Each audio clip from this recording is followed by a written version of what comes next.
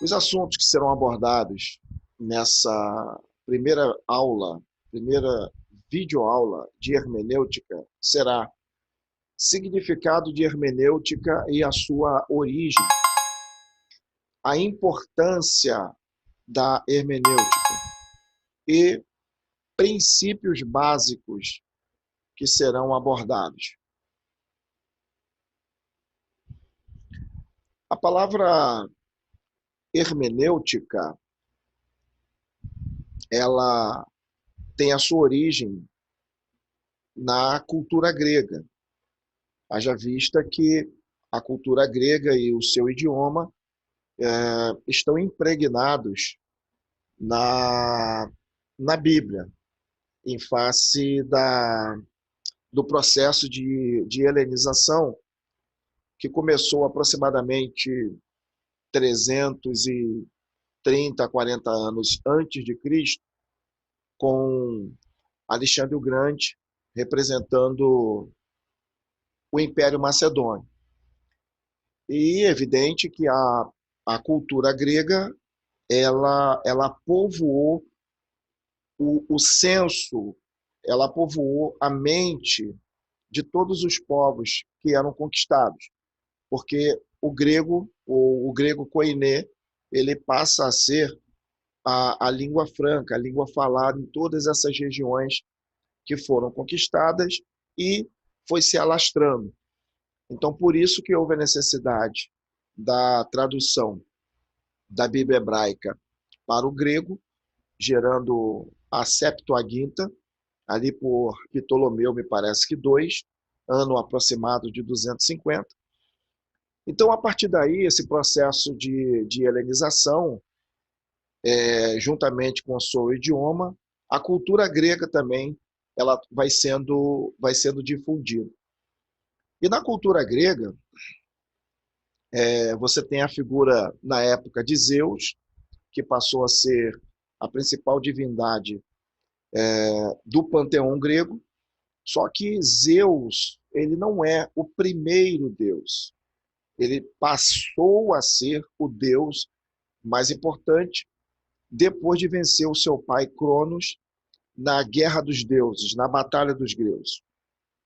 E aí ele passa a ser o principal deus, o deus primário, o deus mais importante de um panteão de deuses.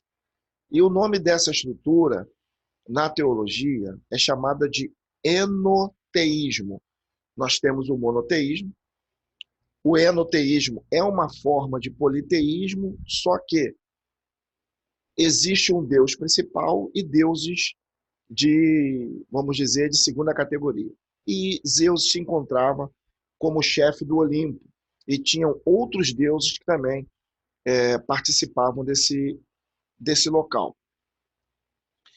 E conta a mitologia que Zeus ele casou com Maia, e dentre outros filhos gerou um garoto de nome Hermes. Esse Hermes, na cultura grega, ele é tido como o deus mais sábio entre todos os deuses existentes.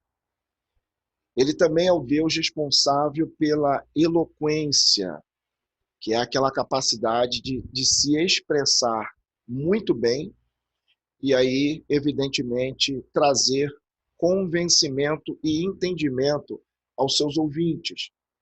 Hermes também, ele era o intérprete dos deuses. Por exemplo, se vocês são fãs de ver filmes de época, e principalmente filmes relacionados à cultura grega, tipo o filme 300, Percy Jackson, Ladrão de Raios, Troia, vocês podem perceber que nesses filmes tem os oráculos.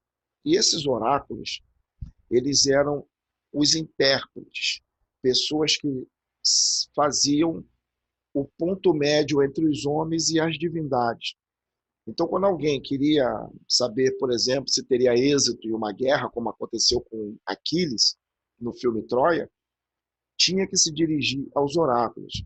Os oráculos levavam a mensagem aos deuses e não se sabe quanto tempo depois se trazia uma mensagem dos deuses.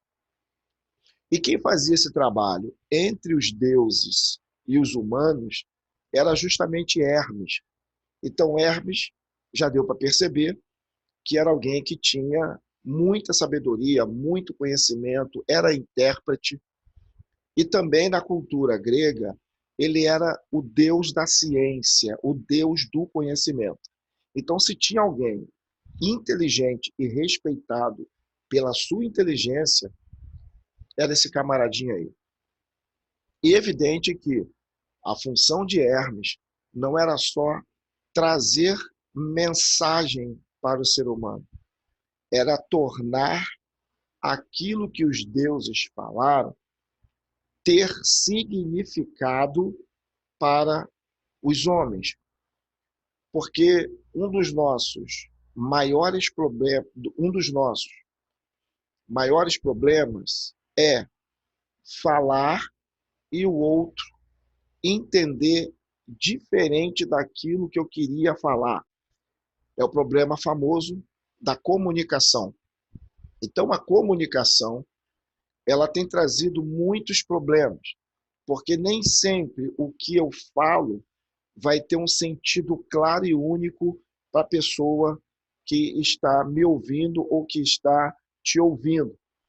Por isso a arte de pregar, a arte de falar, ela exige muita habilidade e conhecimento para que possa atingir o seu objetivo, que é significação, entendimento.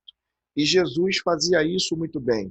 Muitas vezes ele falava por parábola, mas em secreto com os seus discípulos, ele explicava, ele trazia entendimento. E Daniel também era assim, recebia um sonho, evidente que ele de início não entendia, e por não entender, ele pedia qual é o significado desse sonho.